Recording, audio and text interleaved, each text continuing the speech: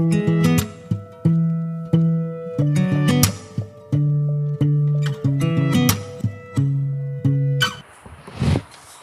morning, everyone. Hope all of you are doing fine.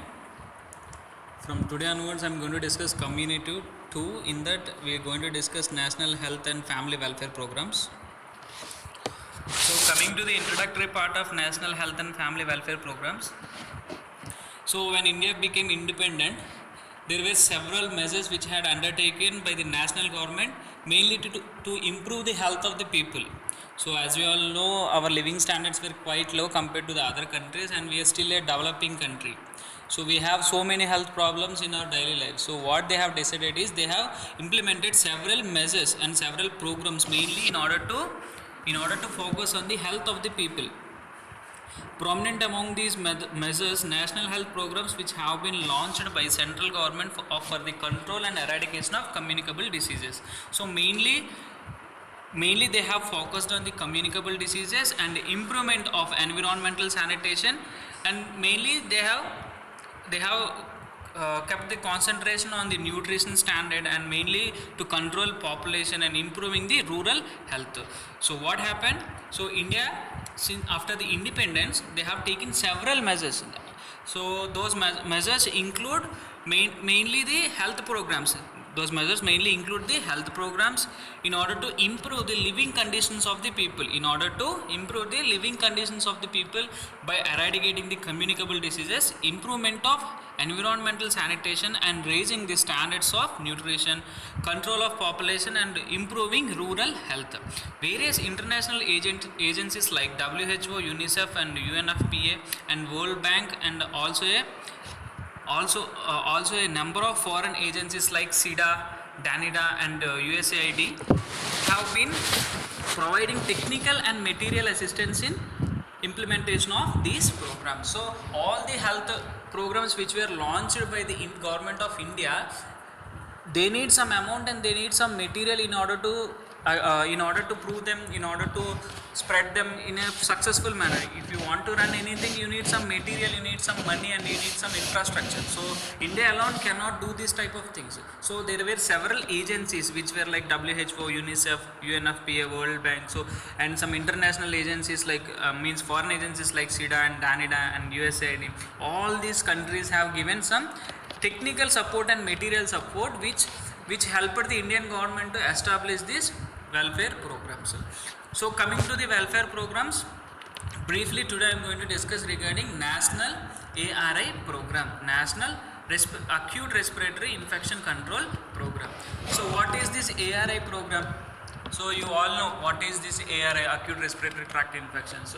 So these were the leading causes for death among children. These were one of the leading causes of death among children. So in second year you have studied regarding the diseases related to ARI. So just today I am going to stress only on the acute respiratory infection control program. So ARI program is an ongoing integrated health activity which is being decentralized to village health workers. So it was a well established activity and it was decentralized to village health workers. What do you mean by this decentralized to village health workers? Decentralized means they have spreaded from higher level to lower level. They have taken it to the bottom level.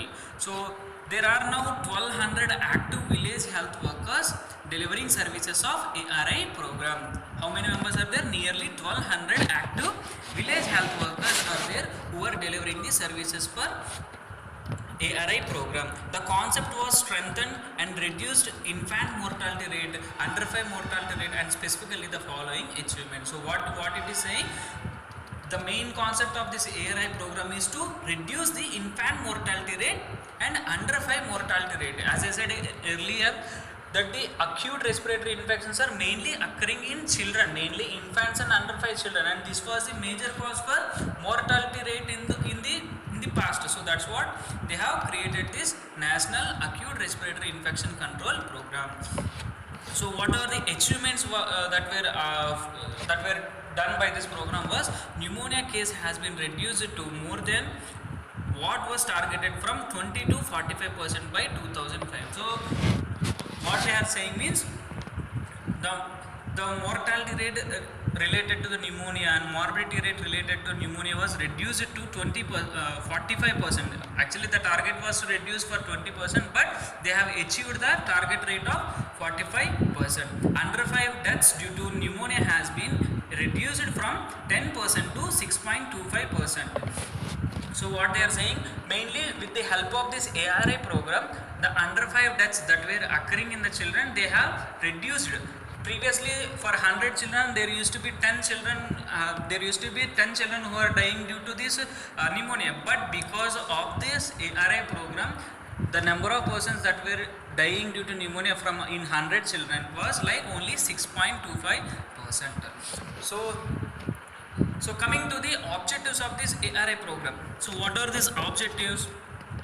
So as I said earlier, what was the main problem for death among children? This is pneumonia. So reduction of pneumonia cases from 15% to below 10%, means in 100 children, if 15 children were affected with this pneumonia, they want to bring that rate to the 10%, means below only in 100 children. If they are getting affected, the affected rate must be only 10 children. In 100 children, if they take, the affected rate must be only under 10. Reduction of under 5 deaths due to pneumonia. So previously it was like 5% of death, but they want to bring that death rate to less than 3%. Prevention and management of avian influenza. Prevention and management of avian influenza. So all these are the objectives and targets which were formed by this ARI program. So what are the strategies of this ARI program? Strategies means strengthening the capacity building. First one is mainly they want to strengthen the capacity and building, continuing education of health workers to ensure quality of services. So how we can achieve the proper quality? So whenever you are able to provide proper trained personnel and proper staff and proper infrastructure, then only the quality will be good. So the main strategy of this ARI was to continuing education for health workers to ensure quality of services. So if you people have been trained earlier in 2010, and from 2010 to 2020 there were many changes that had occurred in the field of health. There were many new applications, there were new treatment, there were new diseases, but you people have studied in 2010. If you want to cope up with the current trend which is going on now in the society, so previously we don't know what is regarding this coronavirus or SARS, COVID-19. So how we people came to know? Through education. Whenever you are in service, still the people, the person, the main doctors, they are coming and educating us regarding the particular disease. Then only we got the information and we came to know what is the preventive part and what is the protective part. So in the same way, if you want to provide quality services to the society, you need to be trained as much as possible. Training on integrated management of child illness for district medical officers and health workers. Mainly they are mainly focusing on the training of district medical officers, the doctors who are working in the district hospitals, and the health workers. So in service education helps us to provide quality of care. In service education mainly helps us to provide quality of care. So this was the one of the strategies for ARI program, and the other one is human resource development in program. So what is this human resource development in program? Suppose if a community area is having nearly 2000 population and there was only 2 nurses, so these 2 nurses cannot provide proper care to the particular society or the particular community part. So 1:1000 is very big ratio. So what they have decided is they decided to increase the number of persons, increase the number of health personnel in the ARI program. And the second strategy was strengthening the provision of supplies. So what is this strengthening the provision of supplies? Mainly reinforcement of adequate supply of appropriate basic neonatal and pediatric equipment and ARI drugs to the health facilities. So what are these provisional supplies?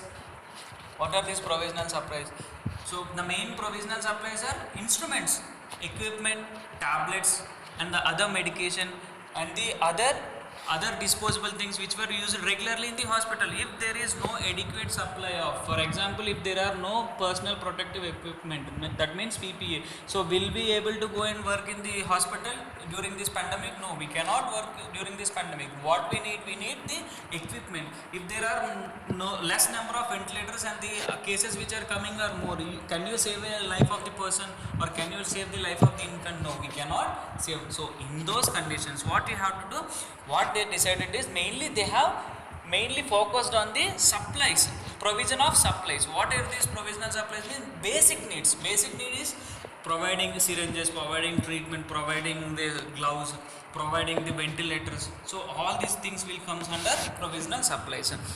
Community participation, education and training for village health workers, mothers on the prevention and control of household dust and smoke. So what are all the risk factors for this ARE infection? If there is poor environmental conditions, if there is poor air condition, if there is pollution of air, so what is happening? So because of this reason, the mortality rate is increasing, and the risk factor for the disease is always increasing. So what they have decided, mainly they decided to make the community to be participating. So community participation and education and training for village health workers. So how we can educate the other health personnel, means how we can educate the village people, when we have the proper information and when we know the proper strategy, then only we can educate them. So they have decided to train these village and health workers and mothers on prevention and control of household dust and smoke. So by doing this all control measures, so they are reducing the ARI, means acute respiratory infections in children and family. So all these are the strategies, objectives and achievements which were done by the ARI program, Thank you.